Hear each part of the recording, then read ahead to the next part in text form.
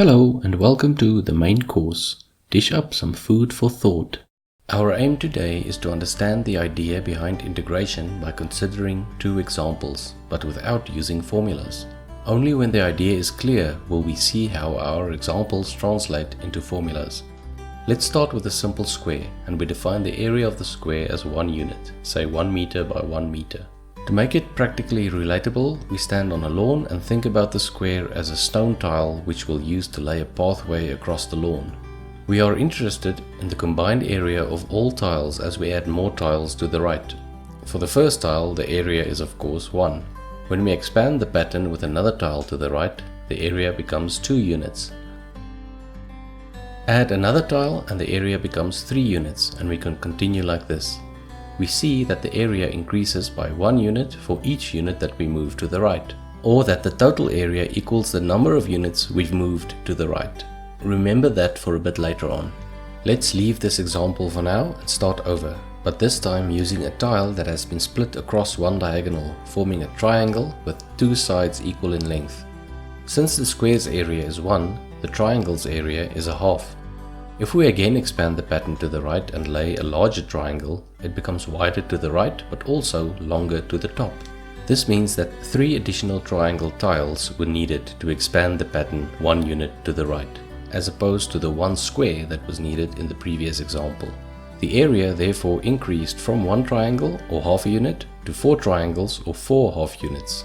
If we expand the pattern another unit to the right, we require 5 more triangles. The area therefore increases from 1 to 4 to 9 triangles, or 1 half unit to 4 half units to 9 half units. The series 1, 4, 9 should ring a bell. It's 1 squared, 2 squared and 3 squared. When we transpose these examples onto an XY graph, we see that we've been performing integration all along. The basic purpose of integration is to find areas under a curve on a graph. Our square example corresponds to the function y equals 1.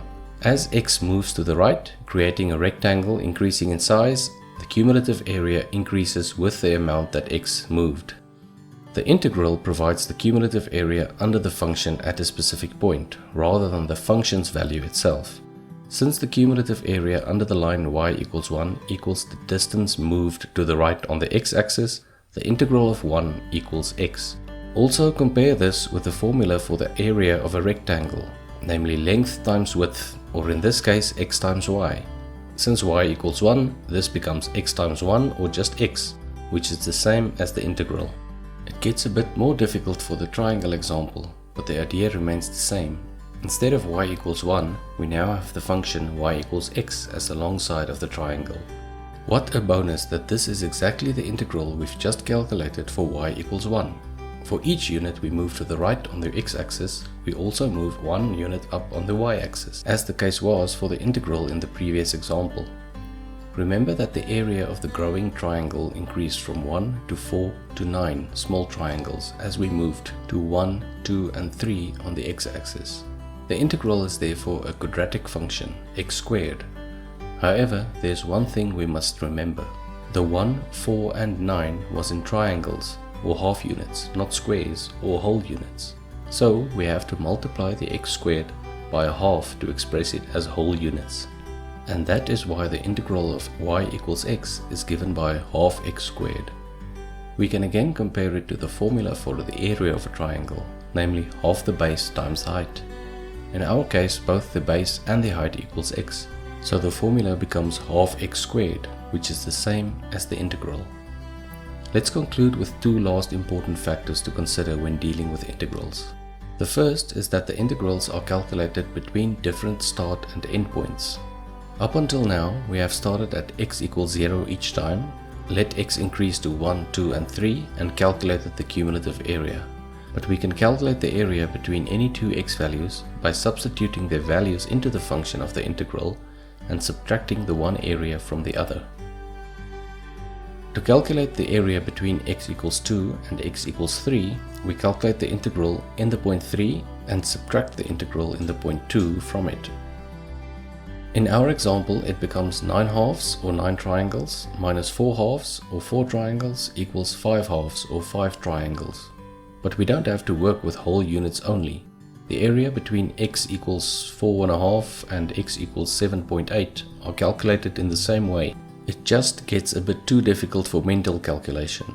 Note that we now also have a way of deriving the formula for the area of a trapezium as the difference between two triangles, but that's a topic for another day. The last factor we'll consider briefly is that formally integrals usually include a constant term. In our case, the integrals would be x plus a constant instead of x and half x squared plus a constant instead of half x squared. You can add any constant, positive or negative, to an integral of a function and it will remain an integral of the function. The reason for this lies in the previous factor we considered. Since you always subtract the integral in one point from the integral in another to get the area, any constant you add to the integral will just be subtracted in the subtraction step and therefore cancel out. Of course, integrals of more complex functions in more dimensions become a lot more intricate, but the idea remains the same as for these two simple examples. I hope this video aided your understanding of integrals in a practical manner. Goodbye until next time.